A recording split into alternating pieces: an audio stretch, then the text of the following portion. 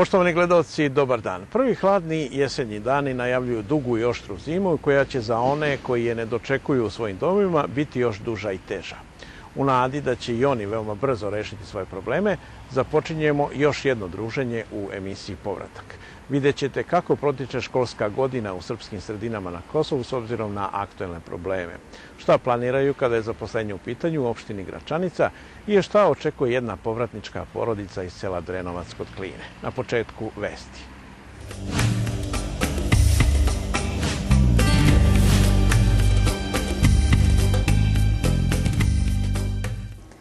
Na administrativnom prelazu Jarinje od uklanjanja bodljikave žice nije prošlo ni jedno vozilo ili pešak, a Srbi sa severa Kosova i dalje drže u blokadi ovaj kao i sve druge putne pravce koji vode ka Brnjaku i Jarinju.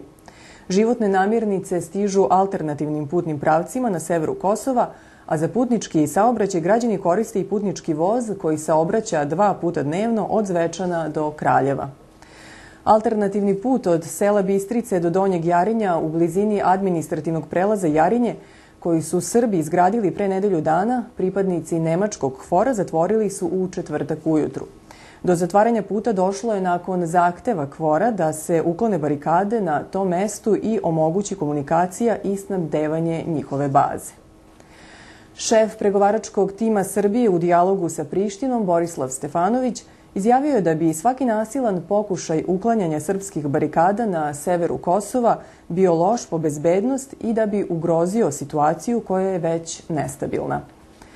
Robert Cooper, posrednik Evropske unije u dijalogu, obavestio je Prištinu da Srbija traži da se na pregovarački sto ponovo stavi pitanje carina, ali je Priština to odbila, izjavila je Edita Tahiri. Izveštaj o napretku Srbije, odnosno Kosova, podvlače značaj dijaloga Beograda i Prištine i zato ih treba nastaviti, izjavio je šef Međunarodne civilne kancelarije Peter Fate. Po njegovim rečima, prvo treba pronaći rešenje za barikade i blokade puteva i jačanje zakona na severu Kosova. Državni sekretar Ministarstva za Kosovo i Metohiju Oliver Ivanović izjavio je da je nastavak dijaloga Beograda i Prištine izvestan ukoliko Evropska komisija ubedi ambasadora SAD u Prištini da bude deo zajedničkog pritiska na prištinske vlasti. Ministar unutrašnjih poslova Kosova Bajram Redžepi potvrdio je da će krajem oktobra ponovo početi izrada i izdavanje tablica sa oznakama KS, sa kojima će stanovnici Kosova moći da prelaze u centralnu Srbiju. Na Kosovu se sada izdaju tablice sa oznakama RKS Republika Kosovo. I pored zahteva OEBS-a da se zaštite povratničke kuće u selu Babljak kod Uroševca, ove nedelje je opljačkano još 9 kuća čiji su vlasnici Srbi povratnici. Do sada je opljačkano ukupno 25 kuća, a pošteđeni su jedino domovi u kojima povratnici stalno borave. U Velikoj Hoči u sredu je proslavljena seoska slava Miholjdan i završetak ovogodišnje berbe grožđa. Meštani kažu da, zbog slabe bezbednosti, vinograde obrađuju samo u krugu od 500 metara oko mesta. U Gračanici je počela obnova lovačkog doma koji će uz mini zoološki vrt dobiti parking, pešačke staze, letnjikovac i malo jezero.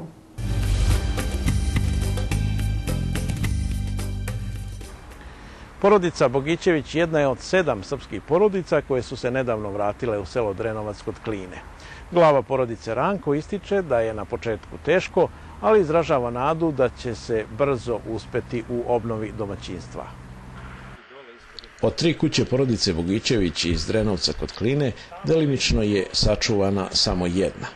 Obnovljena je u okviru prve faze povratka u selo i pre nekoliko dana njeni ključevi uručeni vlasnicima. Ranko kaže da je obnovljeno samo prizemlje od 70 kvadrata i da je, ako se isključe neke sitnice, zadovoljan radovima. Jesmo, ima tu sitnice koji su i sami izvođači vidjeli da su to sitnice koje nisu smjele, ali obećali su da će to da isprave. U principu zadovoljni smo. Kuće su završene, šta sad prestoji dalje? Pa, prestoji povratak u svoje mesto među komšijama, ako ne jedan sa drugim, bar jedan pored drugih.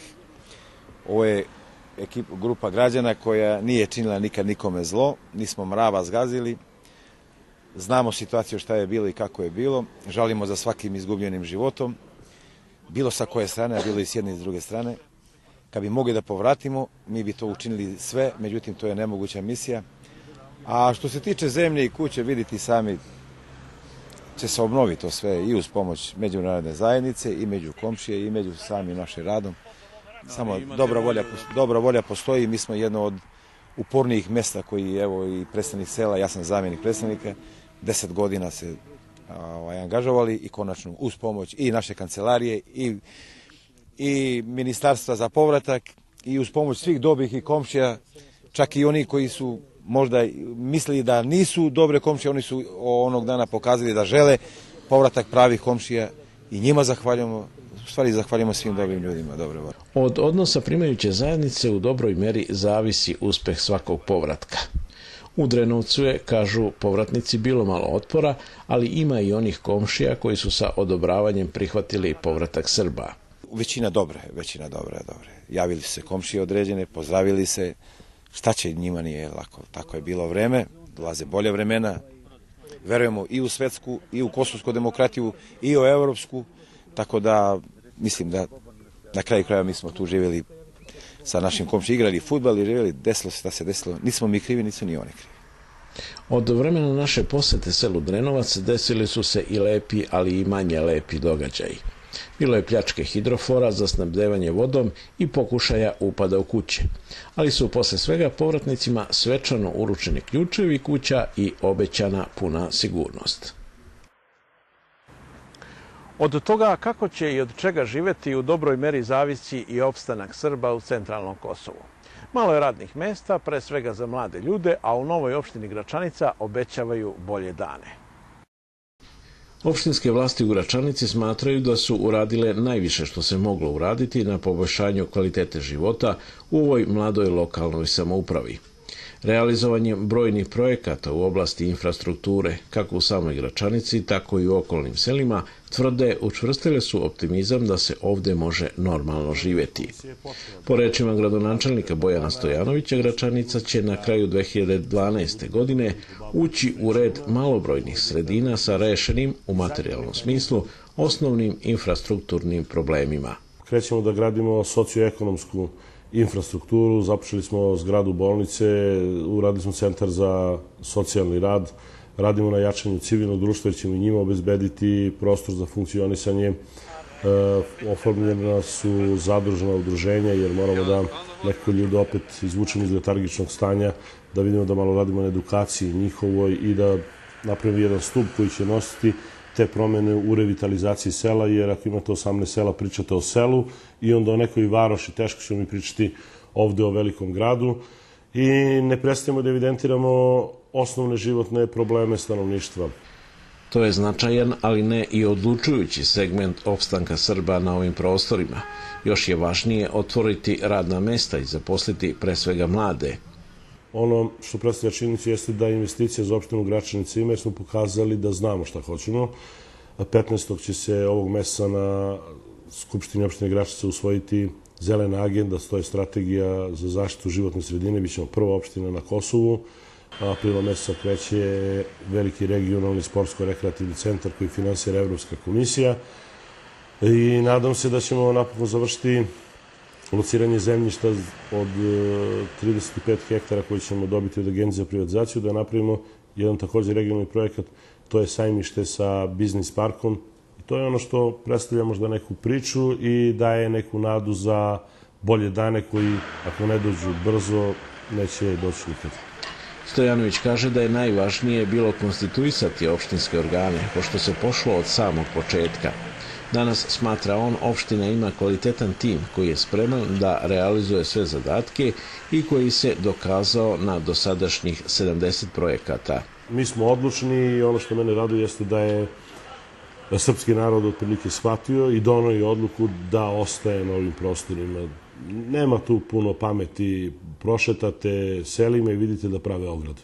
Kada ljudi počnu da prave ogradu, sade cveće, travnjake, sređuju, pomažu na projektima, znači gledaju da njihov prilaz kući bude lepši, oni su odluku doneli. Sad je na svima nama zajedno sa njima da tu odluku još utemeljimo i učvrstimo, znači da ankerišemo porodice ovde, da tvrdo postave koren i mislim da ćemo uspjeti jednostavno. Ja verujem, veruju ljudi i nadam se da će se malo svi oni ljudi koji se bave ovom pričom iz politikanstva jednostavno prebaciti na to polje realnog života i realnih potreba i onda rezultati će biti još veći i neće izostati. Prvi čovjek opštine Gračanice ipak priznaje da je često i od same realizacije nekog korisnog projekta teže promijeniti navike i ubeđenja jednog broja svojih sugrađana da se od nerada može živjeti. Škole na srpskom jeziku na čitavoj teritoriji Kosova počele su nastavu kako je i predviđeno 1. septembra.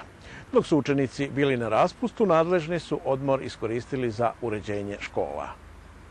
Iako je od sredine jula pogoršana bezbednosna situacija, pre svega na severu Kosova, sve vaspitno-obrazovne ustanove su i ove, kao i prethodnih godina, ispoštovale zakon o osnovnom i srednjem obrazovanju i novu školsku 2011-2012 godinu počele na vreme. A učenici su tamo gde i treba da budu, u svojim školskim klupama. Nastava školske 2011-2012 godine na Kosovu i Metohiji je krenula po kalendaru, po planu, bez obzira na probleme koji ozbiljno opterećuju ceo ovaj prostor, a posebno prostor na severu dela Kosova i Metohije. Kad kažem da je normalno krenula nastava, to potkrepljujem činjenicom da je nastava samo jednog dana prekinuta, to je 16.9. Sve drugo je odvijalo se po planu bez skraćenja nastave i bez prekida nastave. Naravno da ukupna situacija se odražava na uspešno organizovanje nastave, zato što jedan broj nastavnika, odnosno ljudi koji su u škole, koji su primljeni tamo da bi održali kvalitet rada u toj školi, zbog obaveze koje imaju na barikadama, oni se nalaze, delo radnog vremena nalaze i tamo. Naravno, trudimo se da to bude tako, da su ti ljudi koji su u drugoj smeni odrade u prvoj smeni na barikadama, ali se događa da se jedan broj ljudi ne iz nastave, van nastave, nastavno zapošljeni ljudi u van nastavnom radu nalaze i na barikadama. Dakle, sve to utiče na jedan opšti rad i organizaciju nastave, ali mogu da potvrdim još jednom da ta nastava teče po planu i da nemamo ozbiljnih prekida niti problema. Sve reforme koje je donelo Ministarstvo prosvete i nauke Republike Srbije nisu zaobišle ni prostor Kosova. I ovde se, i to veoma uspešno, godinama unazad realizuju.